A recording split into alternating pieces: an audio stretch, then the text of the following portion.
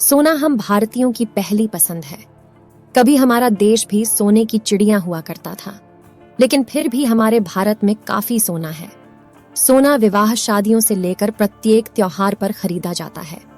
कहते हैं कि इन अवसरों पर सोना खरीदना बहुत शुभ होता है। लेकिन क्या आपको पता है कि सोना कैसे बनता है? सोना एक नरम, भारी, चमकदार धातु है। यह एक रासायनिक तत्व है। इसका रासायनिक चिन्ह Au है। इसका परमाणु क्रमांक 79 है। इसका उपयोग हजारों वर्षों से दुनिया भर के लोग गहने, सजावट और धन के रूप में करते आ रहे हैं। सोना महत्वपूर्ण है क्योंकि यह दुर्लभ है, लेकिन अन्य दुर्लभ धातुओं की तुलना में इसका उपयोग करना भी आसान है। इसका उपयोग दांतों की मरम्मत और कंप्यूटर जैसे इलेक्ट्रॉनिक उपकरणों में भी किया जाता है। इस धातु के रंग को गोल्ड कलर भी कहा जाता है। सोने के खनन के तरीके अन्य धातुओं के समान हैं। सोना इतना मूल्यवान है कि लोग इसको धन के रूप में जमा करके रखते हैं। अक्सर सोना देशी तत्व के रूप में पाया जाता है। इसका मतलब है कि यह एक अयस्क का हिस्सा नहीं है और इसे निकालने की आवश्यकता नहीं है। पृथ्वी पर अधिकांश सोना पृथ्वी की कोर के अंदर गहरा है क्योंकि यह घना है। लगभग सभी खोजे गए सोने को उल्का पिंडों द्वारा सतह पर जमा किया गया था। सोना एक ऐसी मोहक धातु है कि इसके विभिन्न गुणों के बारे में सीखना एक दिमागी सीखने का अनुभव है। इस आकर्षक पदार्थ के बारे में उपलब्ध जानकारी को समाप्त करने का कोई तरीका नहीं है। इसका उल्लेख हजारों लेखों, पुस्तकों, फिल्मों, विज्ञापनों और वेब पेजों में किया गया है। इसके अतिरिक्त कई कंपनियां सोने की वस्तुओं का निर्माण करती हैं, जिन्हें बच्चों और वयस्कों दोनों को उपहार के रूप में दिया जाता है। रसायन विज्ञान में सोना रासायनिक तत्व नंबर 79 है, जो ग्रुप 11 में एक संक्रमण धातु है। इसका परमाणु भार 199.96 AMU है। इसका प्रतीक Au है, जो सोने के लिए लैटिन शब्द ऑनरम से लिया गया है। यह एक महान धातु है, जिसका अर्थ है कि इसमें कम रासायनिक प्रतिक्रिया होती है।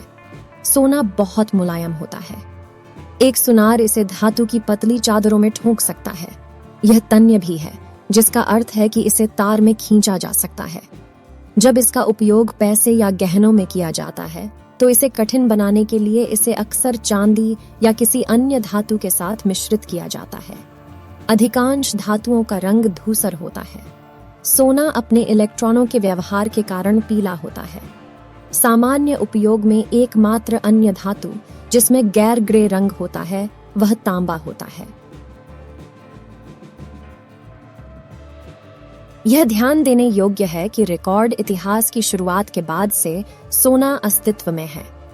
शुरुआत से ही इसके बारे में जाना जाता है और इसका उपयोग किया जाता है। यह एक दिलचस्प सोने का तथ्य है जिससे आपको अवगत होना चाहिए।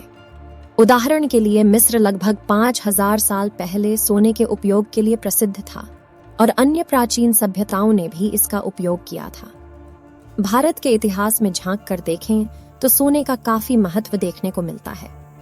पुराने राजा महाराजा लोग सोने से बने मुकुट अपने सिर पर धारण करते थे। इसके अलावा उनका सिंहासन भी सोने का बना होता था। प्राचीन मिस्र के बाद से सोने को एक मूल्यवान, कीमती धातु के रूप में मान्यता दी गई और दुनिया भर में कई संस्कृतियों में धन के प्रतीक के रूप में इसका उपयोग किया जाने लगा। सोना, प्लेटिनम और चांदी की तरह एक खनिज है जो केवल पृथ्वी की बाहरी परत क्रस्ट में थोड़ी मात्रा में पाया जाता है। पृथ्वी की पपड़ी में प्लेटिनम जैसी धातुएं जैसे प्लैटिनम, चांदी और सोने के साथ उनके परिसर शामिल हैं। नतीजतन यह संभव है कि पृथ्वी पर शुद्ध सोने की खोज की जा सकती है, हालांकि यह काफी मुश्किल है। मध्य युग के दौरान कीमियागर साधारण सीसे को कीमती सोने में बदलने की कोशिश करके असंभव प्रयास करते थे। इतिहास इन कीमियागरों को निराला और भ्रमपूर्ण होने के रूप में दिखाता है। आज हम आधुनिक तकनीक का इस्तेमाल कर सोना पैदा कर सकते हैं। यह समझने के लिए कि हमारे समाज में सोना कितना महत्वपूर्ण हो गया है, हमें यह देखने की जरूरत है कि यह कहां से आता है। तो एक दूरबीन ले लो, क्योंकि हमारी कहानी बाहरी अंतरिक्ष के विशाल विस्तार में शुरू होती है। तारों में बना सारा सोना पृथ्वी की कोर में धंस गया। आखिरकार क्षुद्र ग्रहों ने पृथ्वी पर आक्रमण किया, जिससे सोना सतह और क्रस्ट पर आ गया। अगर ऐसा नहीं होता तो इंसानों के लिए सोना आसानी से उपलब्ध नहीं होता। फिर यह हमें पृथ्वी की कोर में मिलता है, जहां से निकालना नामुमकिन है। आज आप रॉक अयस्कों और लगभग सभी महाद्वीपों पर सोना पा सकते हैं। चूंकि सोना घना होता है, इसीलिए इसका अधिकांश भाग समुद्र के तल में डूब गया। अध्ययनों से संदेह है कि समुद्र में लगभग 9,07,18,474 किलोग्राम सोना है। भूकंप भी सोना जमा करने में भी मदद करते हैं। जैसे जैसे पृथ्वी की कोर में फॉल्ट बदलते हैं, खनिज युक्त पानी विघटित हो जाता है। एक बार जब पानी वाष्पीकृत होता है तो आप चट्टानी सतहों पर सोने और क्वार्ट्स की पट्टियों को तैरते हुए देख पाएंगे। ज्वालामुखियों में भी इसी तरह की गतिविधि होती है। दक्षिण अफ्रीका और भारत में 2 सबसे बड़े झांत स्वर्ण भंडार हैं। जोहान्सबर्ग सोने की जमा राशि के टॉप पर टिकी हुई है। भारत का कोलार क्षेत्र कीमती धातुओं से समृद्ध है और भारतीय किसी भी अन्य देश से सबसे अधिक सोने के उत्पादों का उपभोग करते हैं। विश्व स्वर्ण परिषद का कहना है कि पूरे इतिहास में लगभग 1,90,040 मीट्रिक टन सोने का खनन किया गया है। वह सारा सोना लगभग $7.5 ट्रिलियन का है और इसका लगभग 850% अभी भी प्रचलन में है। चूंकि सोना इतना घना है, 19,04,000 मीट्रिक टन केवल 4 ओलंपिक स्विमिंग पूल भरेगा। पृथ्वी की पपड़ी की बाहरी परत में अभी भी लगभग 1 मिलियन टन सोना है। यह अज्ञात है कि मेंटल और कोर में कितना है, लेकिन इसे क्रस्ट राशि से बहुत अधिक माना जाता है। इस प्रकार से पृथ्वी पर काफी सोना पाया जाता है, लेकिन हमारी मांग के अनुरूप इसकी खनन की मात्रा काफी कम है। 2017 में चीन दुनिया का शीर्ष स्वर्ण खनन करने वाला देश था। उसके बाद ऑस्ट्रेलिया, रूस, संयुक्त राज्य अमेरिका, कनाडा और पेरू का स्थान था। 20वीं सदी के अधिकांश समय तक वैश्विक स्वर्ण उत्पादन पर हावी रहने के बाद दक्षिण अफ्रीका गिरकर 6ठे स्थान पर आ गया है। घाना, बुर्किना फासो, माली, इंडोनेशिया और उज्बेकिस्तान अन्य मुख्य उत्पादकों में से हैं। कारीगर या छोटे पैमाने के खनन का अनुमान है कि हर साल विश्व सोने के उत्पादन का 1/4 हिस्सा होता है। बड़े, आसानी से खनन किए गए सोने के भंडार सबसे अधिक लागत प्रभावी हैं। 2007 में औसत सोने के खनन और निष्कर्षण लागत का अनुमान लगभग $317 प्रति ट्रॉय ऑन्स 31.1 ग्राम था। हालांकि यह खनन शैली और अयस्क ग्रेड के आधार पर बहुत भिन्न होता है।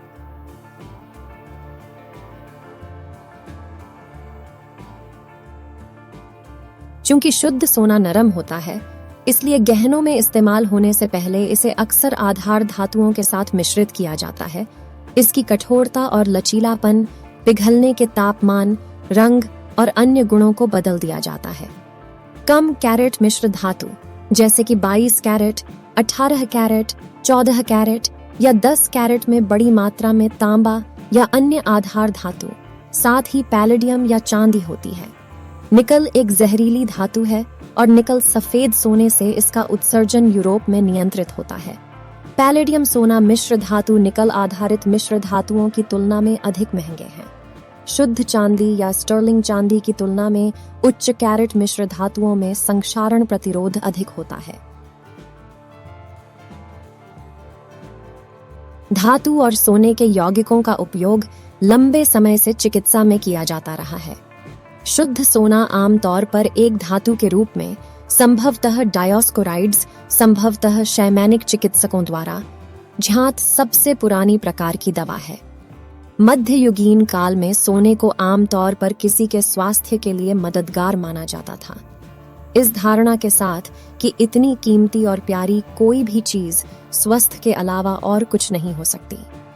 कुछ समकालीन गूढ़वादियों और वैकल्पिक चिकित्सा के प्रकारों के अनुसार धात्विक सोने का उपचार कार्य होता है। सोना अंतरिक्ष से आया है और यह भी वहां वापस जा रहा है। अंतरिक्ष में कुछ भेजना बहुत महंगा है। इसे सोने जैसी ठोस सामग्री से क्यों नहीं बनाया जाता? यह कोई आश्चर्य की बात नहीं है कि नासा अपने सभी अंतरिक्ष वाहनों में सोने का उपयोग करता है। तापमान को नियंत्रित करने में मदद के लिए कई उपग्रहों को सोने के साथ लेपित किया जाता है। इसके बिना गहरे रंग के क्षेत्र बहुत अधिक गर्मी को अवशोषित करते हैं, जिससे महत्वपूर्ण खराबी हो जाती है। चूंकि सोने में अपरूपण शक्ति कम होती है, इसलिए यह अंतरिक्ष के निर्वात में एक शानदार स्नेहक के रूप में काम करता है। यह कहना सुरक्षित है कि सोने के बिना हम शायद बाहरी अंतरिक्ष के विशाल अजूबों में जगह नहीं बना पाएंगे। इस प्रकार से आज सोने का उपयोग अंतरिक्ष यानों में किया जाता है।